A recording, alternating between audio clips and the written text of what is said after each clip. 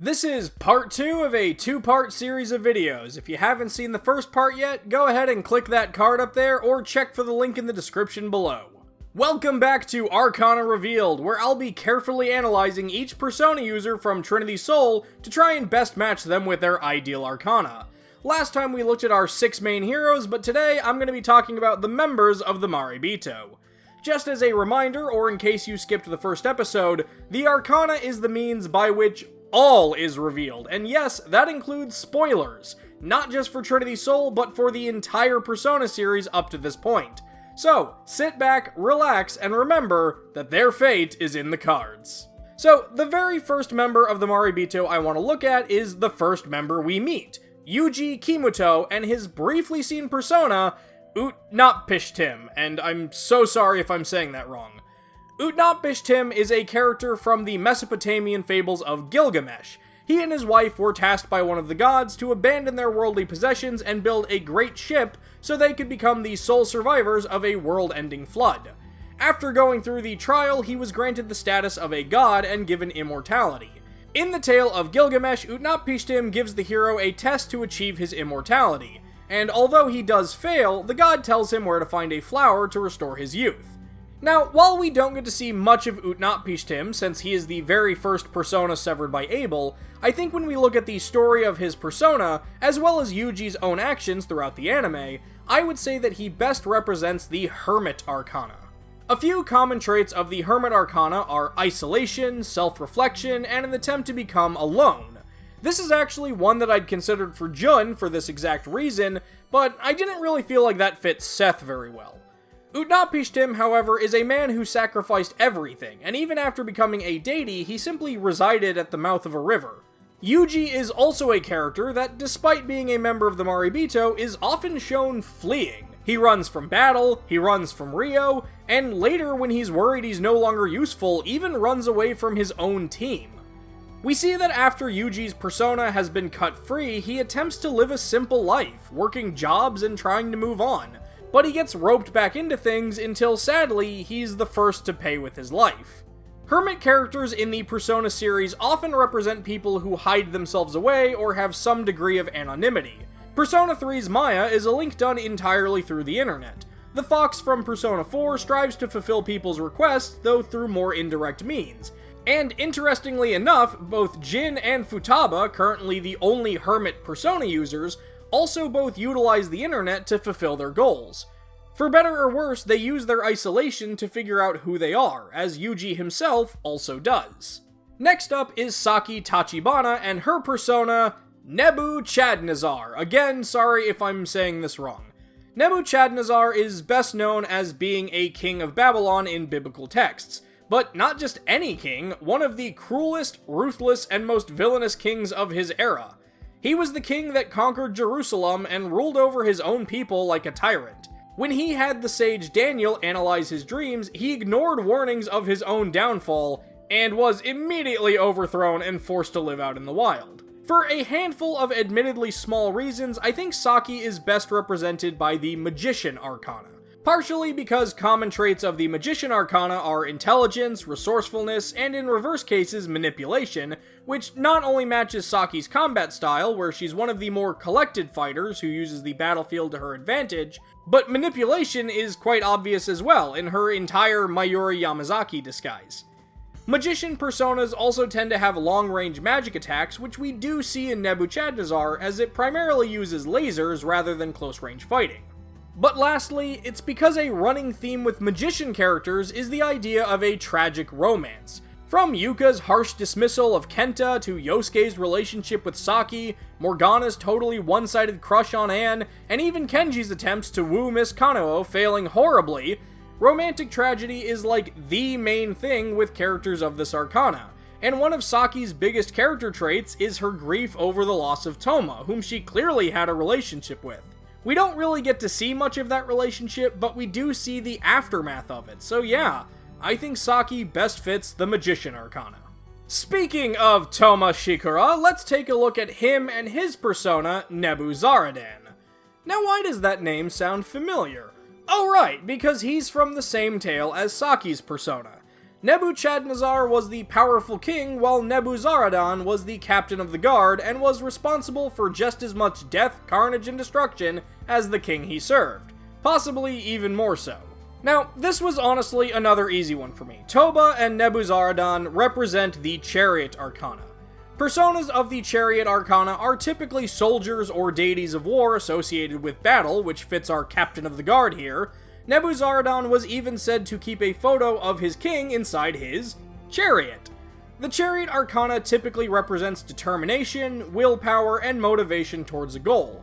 We definitely see this with characters like Aigis, who is constantly driven by her main goal to stay by Makoto's side, Kaz on the sports team, who is willing to push himself past his physical limits to be the best, and even Ryo, who was maybe a little bit too fixated on Kenji.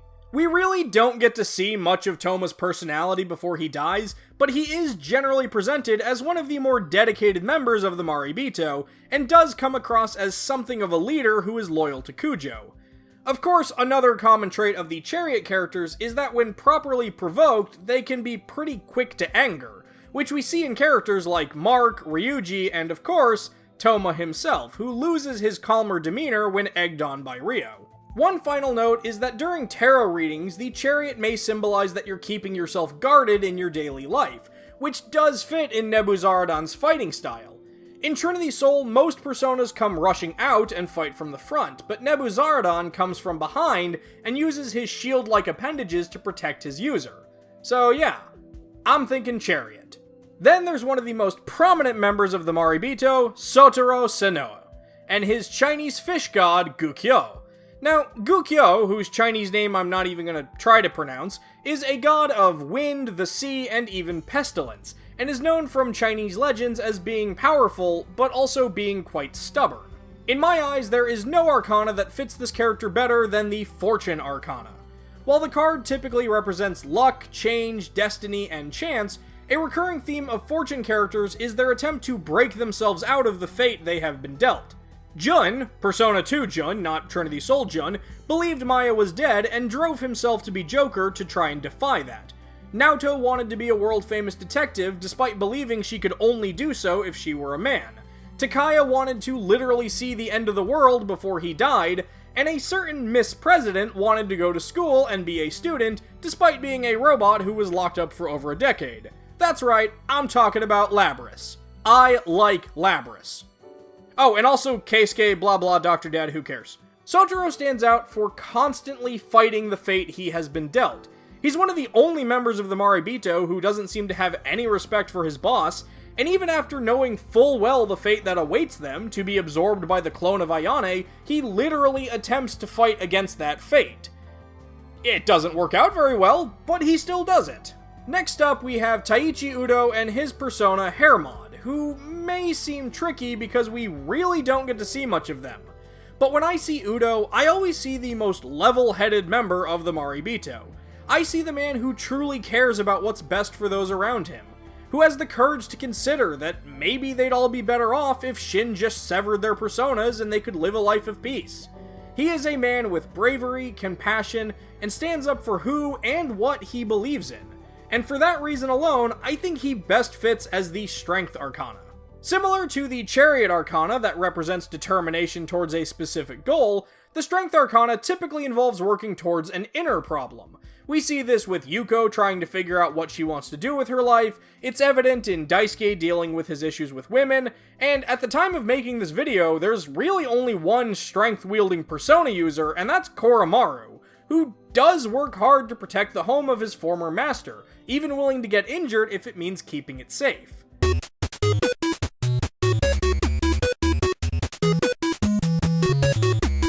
We could also count Adachi and his Lust Arcana, as that is an alternative to Strength, but I won't be getting into that again here.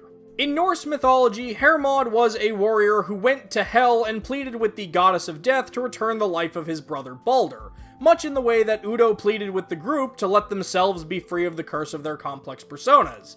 And much like Udo himself, Hermod was also unsuccessful. But I still think these two are best represented by the Strength Arcana. Then there are the twins, Wakasa and Shiba Kus. Now, these two were trickier because I think they have less character than anybody else in the entire series. Wakasa only has like 2 or 3 lines before he winds up dead.